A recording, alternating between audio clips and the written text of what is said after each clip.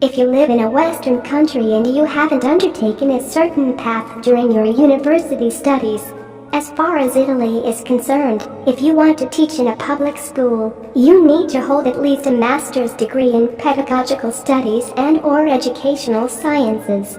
No matter how good an English speaker you are required to own those specific degrees. If you want to teach in a private school, you have to take into account the fact that they prefer to hire native speakers, which is totally illicit to a certain extent. In addition to that, if you have no experience whatsoever in teaching in front of a class, you are basically hopeless. At that rate, you have two options: waiting for a stroke of luck or looking for something else. Asia is a wide pond of opportunities in this sense. On the other hand, Asia is not just round the corner, and deciding to move there can be a hazard. I have found my equilibrium, for now, in teaching English to Chinese kids remotely. I have sent applications to several companies, and at the moment I am working 14 hours a week during peak time, that is, 7 p.m. to 9 p.m. Beijing time, Mondays to Sundays. I only teach kids, and the number of students per class can vary from 1 to 5. Of course, teaching kids is not mandatory. If you want to teach online, you may also end up having one-on-one classes with adults. The demand for ESL teachers. The demand strongly varies depending on the country you teach in. For example, if you want to work remotely for a Japanese company, you will find that the majority of online schools hire ESL teachers who are willing to teach adults business English to Japanese businessmen and university students especially. On the contrary, if you want to work remotely for a Chinese company, you will most likely end up teaching kids. As a matter of fact, many Chinese families are nowadays willing to invest in extracurricular English classes for their sons and daughters, so as to enhance their possibilities to study in prestigious foreign universities or work for international companies. It is easy to understand that different skills and teaching materials are required for these two different types of students. Here is a list of the pros, cons, and must-have qualities concerning ESL online teaching. Please bear in mind that I am teaching Chinese kids at the moment, therefore my observations mostly stem from this experience. Pros of teaching English remotely. Flexibility. Most companies do not hire full-time teachers, meaning that the amount of hours you teach every week allows you to work for someone else at the same time. For this reason, their contracts are rarely binding in that sense, so if you end up working for another online teaching company, it will not be seen as unfair competition. Material.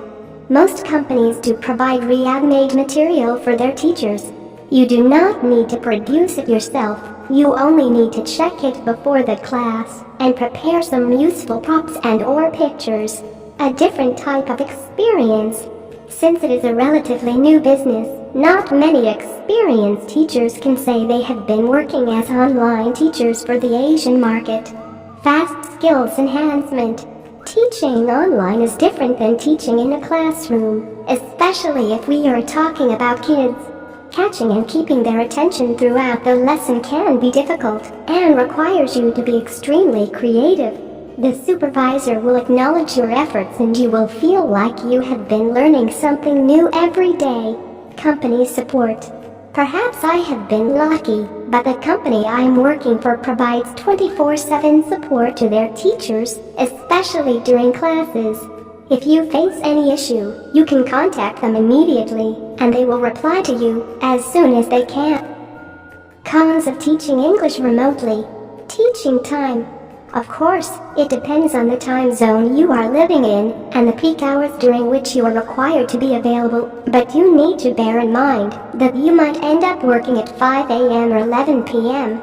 However, companies state what their peak hours are in advance, so you usually have the possibility to make your considerations before applying for the job. Flexibility. While it can be a pro, it can be a con as well. Sometimes you will not be able to teach the same amount of hours each month, resulting in a non-fixed wage, no direct contact with the company, And with this, I mean that you are not physically in the same place. If you face some issues, you need to communicate through a laptop, and sometimes it can lead to misunderstandings, strict leave policies, and tight competition. These schools receive a lot of applications every day, so they usually never run out of new teachers and substitutes. It might sound harsh to hear, but the world is not going to end for them if you decide to leave, or if they are forced to fire you. For this reason, my suggestion is always do your best, and always be proactive. For example, if one day you are stuck in bed with a high fever, and you cannot get up and teach a class, you need to take into consideration that the company might not believe you. It is not the rule, of course, but it might happen. So, since you are working from home, you might consider the idea of making an extra effort and teaching your classes as well, even if you would prefer to stay in bed. The social aspect. There are people who are totally fine with working alone from home.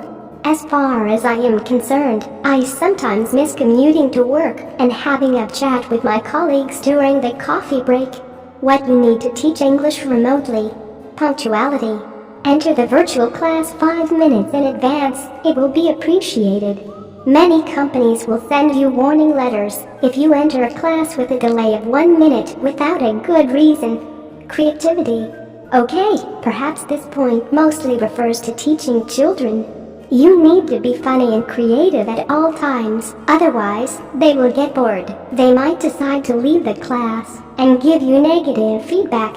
Companies tend to be on the student side, so you need to be careful during your performances.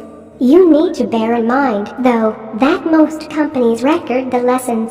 It might sound annoying, while it is actually a great help for the teacher. In case a student gives you negative feedback, you can discuss it with the company, referring to the recording. Clean and bright environment. Some companies do not pay too much attention to that, but some others do. Teaching classes in front of a window with the natural daylight is optimal, but if you teach during the dark hours of the day or at night, you should make sure you have a bright white artificial light in your room. Smile, always. Even if you are going through the worst day of your life, you need to smile, especially if you are working with kids. Take a deep breath and focus on the lesson. Singing songs with kids is good medicine, after all. Excellent internet connection and laptop. Most of the times, companies will let you know the minimum requirements your laptop must have in order to be able to teach for them. If you do not own a proper device, they will most likely decline your application. Now you are ready to teach English remotely from anywhere in the world. It goes without saying that some of these observations are also applicable to teaching in general, both online and on-site. One final consideration I would like to make is the following. Seeing online teaching as a long-term and fixed employment can be difficult. As I have mentioned, it is a relatively new business, and most of these Asian schools are still trying to find their equilibrium themselves. This does not mean that it is impossible, though. As far as I know, there are teachers who manage to make a living by teaching online. Like every other job, you need to work your way up the ladder, and it is not going to be as easy as some might think. However, I believe that if you are interested in online teaching, you should at least give it a try. As I said, teaching English online is a great alternative way to find your path in the world of ESL teaching. Apply now for your TEFL TESOL certification course and start teaching in a matter of months.